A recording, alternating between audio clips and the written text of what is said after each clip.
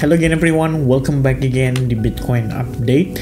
So teman-teman sekalian, kita langsung quick update aja untuk Bitcoin progress per hari ini, tepatnya pada tanggal 4 September ya, 2024 teman-teman.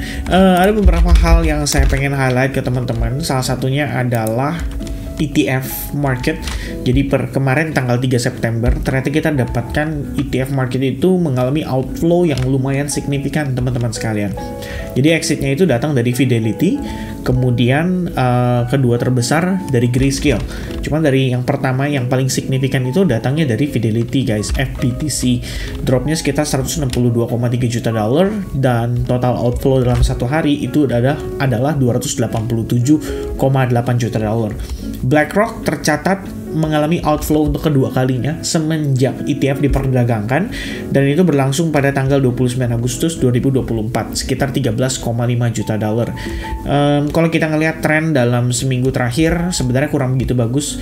ETF menunjukkan outflow yang lumayan ya teman-teman sekalian. Kalau dari angkanya sih ini harusnya mencapai 700 juta dolar lebih kurangnya dari sejak tanggal 27 Agustus sampai tanggal 3 September. Per tanggal 4 September kita belum tahu karena ini belum diupdate teman-teman sekalian, tapi in the end total inflow untuk ETF adalah sekitar 17,3 miliar dolar Amerika Serikat. Ini artinya ya, at least ETF masih stabil sebagai demand, walaupun nggak sesignifikan yang sebelum-sebelumnya, tapi at least outflow-nya juga nggak separah dari inflow-nya pada sekitaran kuartal 2, maksud saya minggu kedua hingga minggu ketiga di bulan Agustus. Nah teman-teman sekalian, hari ini atau lebih tepatnya tadi malam kita dapat data JOLTS Job Opening, itu angkanya turun drastis dari forecast-nya 8 miliar ya, 8 juta lapangan pekerjaan baru menjadi 7,6 juta lapangan pekerjaan baru. Nah ini teman-teman tentu saja dari segi angka sangat signifikan ya dropnya, dan ini menyebabkan adanya swing terhadap probabilitas pemangkasan suku bunga yang akan dilakukan oleh The Federal Reserve pada tanggal atau tepatnya pada 13 hari dari sekarang. Lebih tepatnya tanggal 18 September kalau di US guys. Jadi kalau di kita tuh antara 17 sampai 18 September. Nah, angka ini swingnya lumayan terasa guys. Jadi kalau kita lihat previousnya itu angkanya di 62%. Publik percaya The Fed hanya akan pangkas suku bunga 0,25%. Tapi setelah data JOLTS Job Opening, angka itu berubah drastis menjadi 57%. Sebenarnya udah hampir 50-50. Tapi saya rasa ini juga akan bergantung dari data unemployment rate minggu ini dan juga data non-farm payroll minggu ini. Nah, yang menarik gini teman-teman sekalian, kalau Anda ingat sekitar awal bulan Agustus, pokoknya di awal bulan Agustus lah, ketika unemployment rate itu datanya dirilis, di mana angkanya itu dari 4,1% naik ke 4,3%. Ini kan berarti mengindikasikan dong kalau posisi pengangguran di Amerika Serikat itu meningkat hingga 0,2%. Pada saat itu, menariknya, Bitcoin mengalami koreksi atau lebih tepatnya mengalami tekanan jual. Jadi Bitcoin turun dan prosesnya itu berlangsung lumayan signifikan guys, hingga berhari-hari. Kalau kita lihat itu terjadi pada tanggal 2 Agustus 2024. Nah, perhatiin ya, tanggal 2 Agustus 2024. Setelah data rilis, Bitcoin mengalami tekanan jual dan terus turun sampai akhirnya di hari Senin dia drop, dan itu diakibatkan oleh market crash di Jepang. Oke, nah ini sebenarnya kenapa saya katakan menarik, karena hari ini dari JOLTS Job Opening yang turun, Bitcoin bukan malah turun, malah cenderung naik. Oke, jadi sebenarnya kondisi yang terjadi pada hari ini ya terbilang cukup menarik. Mungkin buat teman-teman yang skeptical, mungkin buat teman-teman yang udah kehilangan kepercayaan akan Bitcoin, pasti akan bilang kayak, ya biar gimana pun ini permainan bandar. Well, saya tidak mau berdebat dengan hal itu, tapi menurut saya gini teman-teman sekalian, bagaimana pandangan para pelaku pasar terkait dengan kebijakan suku bunga The Federal Reserve itu juga mengambil pengaruh penting. Maka dari itu, saat ini main fokus daripada The Federal Reserve itu hanya dua teman-teman, yaitu kestabilitasan harga alias inflasi bisa terkendali dengan baik, dan maximum employment. Jadi kalau kita berbicara maximum employment ya semuanya berhubungan dengan tenaga kerja. Job opening, unemployment claim, kemudian unemployment rate, kemudian non-farm payroll, adapun ADP non-farm payroll yang akan dikeluarkan pada hari Kamis besok. Di sini tulisannya ADP non-farm employment change. Nah, ini semua akan sangat berpengaruh terkait dengan kebijakan Jerome Powell atau The Federal Reserve nanti pada pertemuan di tanggal 18 September. Jadi begitu tadi rilis data, loh Bitcoinnya awal-awal sih nggak langsung nanjak banget, tapi kita ngelihat teman-teman, itu kan data tadi dirilis sekitar jam 21 malam ya, atau lebih tepatnya jam 9 malam. Begitu jam 9 malam data dirilis, itu sebenarnya nggak kemana-mana guys. Nih, ini jam 9 nih. Tuh. Jadi begitu data dirilis jam 9 itu nggak kemana-mana. Saya rasa mulai ada pergerakan signifikan sejak angka ini berubah. Jadi begitu angkanya berubah, market atau publik percaya bahwa The Fed bakal pangkas suku bunga lebih dari 0,25%. Ini artinya proses mempercepat likuiditas di market itu akan semakin lebih baik atau lebih cepat lagi. Dan di saat yang sama, Nasdaq itu sempat naik, S&P 500 juga sempat naik. Recovery lah dari tekanan jual yang terjadi kemarin ya. Kemarin dalam satu hari S&P 500 turunnya lumayan banget nih teman-teman sekalian, sekitar 2,6%. Tapi kalau saya ngelihat dari perspektif daily, ya memang di level ini terdapat fair value gap yang belum termitigasi. Jadi saya pikir memang ya wajar aja ya. Mungkin kalau kita ngelihat S&P 500 harus mengalami retracement dulu. Dan buat mencari opportunity yang menarik, ya idealnya katakanlah ini udah berhasil diambil ya high point-nya teman-teman sekalian. Itu artinya saat ini kita mengalami pullback nih atas pergerakan ini. Dan sudah memasuki fase retracement-nya juga. It means kita punya high point dan kita punya low point. Kita bisa pakai Fibonacci untuk internal structure-nya aja dan kita dapati level seperti ini. Nah, saya tambahin 50% teman-teman supaya kita bisa mengetahui kira-kira di mana nih area equilibrium atau fair value-nya. Fair value itu artinya adalah value yang sewajarnya. Dan itu kalau kita gunakan fair value gap lagi juga di level yang sama, sebenarnya terdapat another fair value gap yang belum termitigate. Bahkan di sini bisa dibilang dengan inverted fair value gap. Nah, kalau lihat dari sini, ini artinya apa teman-teman? S&P 500 pun masih bisa mengalami tekanan jual kembali hingga testing ke level 5.368 untuk level atau indeksnya. Oke? Nah, ini artinya sebenarnya Bitcoin belum bisa dibilang benar-benar aman, benar-benar oke, benar-benar menemukan titik bottomnya. Namun, biar gimana pun, kita lihat $57.000 itu memiliki peran yang sangat penting. Bitcoin walaupun kemarin closing dalam keadaan bearish, tapi dia tetap bertahan loh di atas 57.000. Dan hari ini kita ngelihat dia kembali berusaha untuk bertahan di atas level $57.000. Ini artinya kita masih akan terkonsolidasi di dalam range yang sangat terbatas ini. Dan itu mungkin akan berlangsung sampai dengan nanti di hari Jumat ketika unemployment rate dan non-farm payroll dirilis. Karena tampaknya para pelaku pasar bakal nunggu data itu rilis dulu, baru mereka bisa mengambil keputusan kira-kira berikutnya mau diapakan marketnya. Oke, di sisi lain, kalau kita ngelihat dari pergerakan time frame daily, ini ada low point di hari di hari Kamis pada tanggal 15 Agustus ya. Sepertinya di liquidity, sepertinya di sweep maksud saya. Jadi begitu low point itu diambil, menghadirkan likuiditas dan Bitcoin at least berusaha untuk rebound.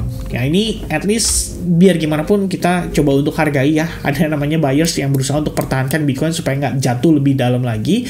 But at the same time, ya, saya rasa mereka juga belinya nggak seagresif itu. Kenapa saya katakan demikian, teman-teman? Karena gini, ya saya coba breakdown dari internal structure-nya dulu supaya teman-teman punya gambaran dari analisis ini. Ini analisis yang terakhir saya share di Advanced Group juga. Dan buat teman-teman di Advanced Group harusnya udah tahu juga ya my plan seperti apa. Kemudian saya juga kenapa playing lebih defensif ya, karena sebenarnya technically ya saya mengerti hari Jumat ini bakal tetap menjadi faktor yang menjadi penggerak market paling cukup signifikan. Jadi saya bilang sama teman-teman di situ, saya nggak nge-rushing gitu ya. Kalau misalkan Anda profit ya bagus, congrats gitu loh. Tapi kalau misalkan lagi nggak ada open trade nggak apa-apa, karena kamu juga nggak kehilangan uang. Itu juga sama pentingnya gitu loh. Better kita keep capital buat next opportunity. Opportunity-nya tuh apa ya? Tadi saya ada sharing, idea saya adalah mencoba mencari opportunity untuk melakukan long position pada beberapa setup. Seperti misalnya Doc We've Had di sini, kita ngelihat secara struktur dia udah clean. Jadi saya tunggu retracement dulu, baru nanti saya tentukan ini boleh nggak ya saya entry atau tidak gitu. Dan itu nggak lepas dari posisi Bitcoin. Jadi kalau kita lihat Bitcoin di sini teman-teman, per tadi pagi aja saya mentioning about the possibility for Bitcoin untuk retrace dulu, naik dulu ke level 58 ribuan something. Tapi dari situ kita butuh tahu satu hal teman-teman, yaitu fair value gap ini mampu nggak memberikan rejection. Karena kalau dia ngasih rejection, itu menjadi sebuah pertanda bahwa Bitcoin masih ada potensi loh untuk dia bergerak turun. Maka ini akan kita bahas sama teman-teman sekarang. Jadi kalau kalian lihat pergerakan pada Bitcoin di time frame hourly, here's the thing yang akan saya coba untuk highlight. Pertama teman-teman sekalian, kamu bisa lihat di sini ada proses inducement.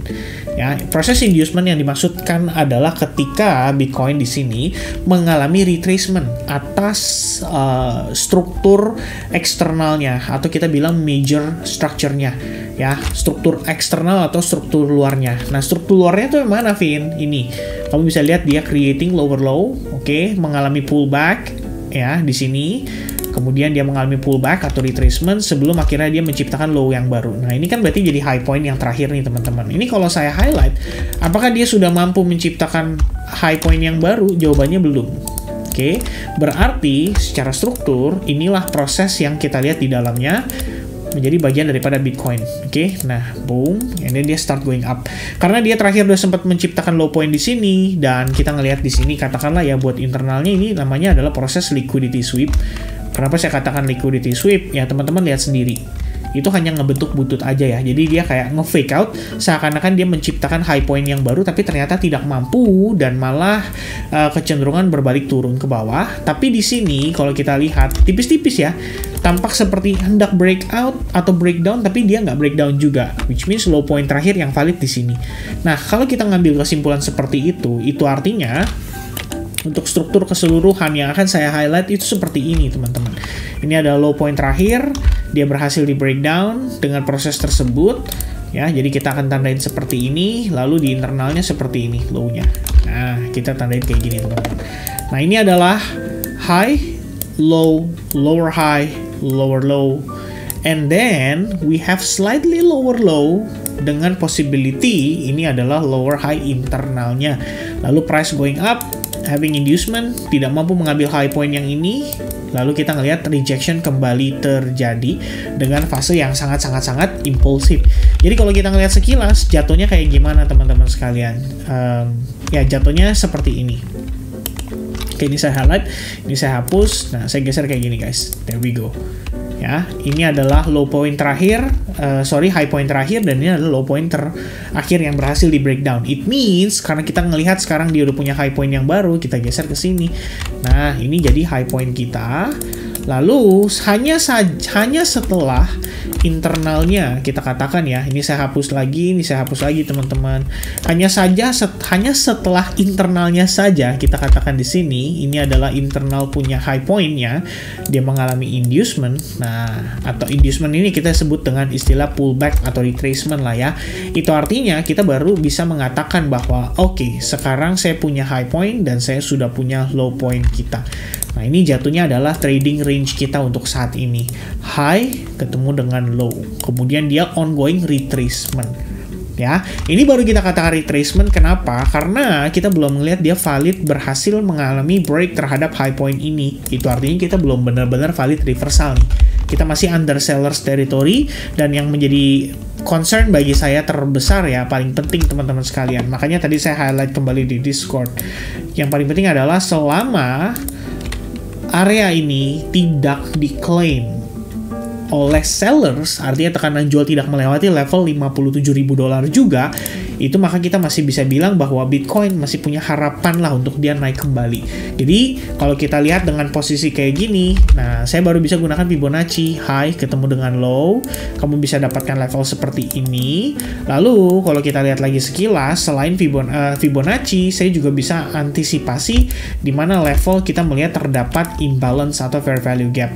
Ya, jawabannya di sini teman-teman. Nah, ini posisi kita terakhir tuh dapat reaction berupa bearish engulfing, tertekan sedikit, tapi kalau kita lihat internalnya ya, ini berusaha untuk melakukan pullback dan retest mungkin terhadap area order block terdekatnya, atau mungkin kita bisa katakan dengan istilah level-level atau area seperti fair value gap tadi. Jadi kita bisa highlight beberapa area tersebut, dan oleh karena itu teman-teman, ini yang tadi saya bilang sama teman-teman di advance group ya. Jadi saya bilang ini ada potensi ya, kalau misalkan kita ngelihat di sini ada fair value gapnya, kemudian level 57.000 juga merupakan level key level atau level krusial. Ya udah, sekarang berarti kita dalam fase pullbacknya. Jadi kalau kita lihat lihat nih di sini teman-teman, dia mampu menciptakan high point terakhir di situ, maka low point kita yang terakhir adalah di sini dan sekarang sudah mengalami proses pullback. Lalu pada saat dia pullback itu sampai di titik di bawah ini, ya kita bisa bilang ini masih dalam fase retracement-nya lah ya. Jadi kalau misalkan teman-teman yang mungkin belajar Elliott Wave dan lain sebagainya, Anda mungkin noticing bahwa ya bisa aja di sini ABC. Nah, yang perlu di-highlight nih teman-teman sekalian, sekali lagi, ini kalau kalian belajar lagi-lagi ya Elliott Wave 1, 2, 3, 4 and then 5th wave. Oke, kita anggap ini adalah penurunan yang impulsif. Itu pertama. Kedua, bisa saja proses ini adalah A and then possible B wave menuju ke C wave. Gitu kira-kira. Nanti dari sana kita bakal ngeliat dia reject lagi atau enggak, ya itu kita belum tahu. Karena tergantung nih, dia naiknya nanti setelah ini gimana, impulsif atau enggak gitu loh. Makanya kalau misalkan sekarang kita ngarepin dia ngebentuk B wave juga, ya B wave-nya rata-rata itu adalah ABC. Maka nanti kita bisa anticipate, katakanlah seperti ini. Wah, ini kayaknya 62% retracement nih. Ketahan, teman-teman mau manfaatkan long, atau kalian mau cari buy opportunity untuk jangka pendek, ya silakan aja. Itu bakal jadi opportunity yang teman-teman bisa manfaatkan, dan idenya lebih kurang seperti itu. Atau, aduh Vin, tapi gue takut ya dengan posisi sellers masih lebih dominan. Bagaimana jika saya tunggu harga sedikit lebih di atas, lalu saya melakukan sell shorting? Ya, feel free, silakan teman-teman. Yang penting, yang perlu dipahami untuk saat ini adalah $57.000 berusaha dipertahankan. Di internal structure-nya dia lagi berargumen atau lagi berdebat nih antara buyers yang bisa take over atau sellersnya hanya mampu, maksud saya buyersnya hanya mampu mengambil high point ini aja dan setelah dia testing ke area imbalance langsung terkena rejection kembali. Yaitu jadi biggest question untuk kita saat ini. Namun kalau buat saya teman-teman sekalian, saya keep it simple ya. Di time frame 1 jam market masih ngasih tahu saya bahwa bear masih still in control, maka saya tetap harus berhati-hati kalau misalnya saya ada rencana untuk ambil long position. Itu artinya dari segi resiko saya size down, jadi saya nggak pakai size yang besar di dalam melakukan transaksi sehari-hari. Kira-kira seperti itu. Oke, sudah sekarang di update yang bisa saya berikan untuk teman-teman seputaran daripada Bitcoin. Untuk video study time diharapkan untuk teman-teman bersabar menunggu, nanti akan diupload pada hari ini. Oke, so God bless everyone and I'll see you guys again in the next update. Cheers, bye bye guys.